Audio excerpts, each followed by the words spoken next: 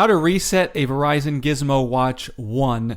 Hey everybody, this is a quick video to show you how to do the hard factory reset on a Verizon GizmoWatch, the original OG with the buttons on it.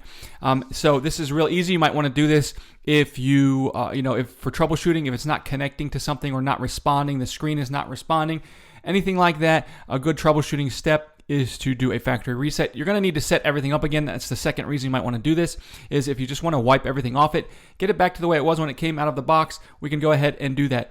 Now, we can do that from the control panel, but also we can do it straight from the buttons. So what we want to do is we want to connect this watch to the charging cable and make sure it's charging. And then if you do that, if you come in and do a quick 4 taps, tap, tap, tap, tap, on the back button, that will automatically initiate a factory reset, to restore the factory defaults. Then you can go ahead, let it do its reset, and then set it up again. So 4 quick taps on this back button.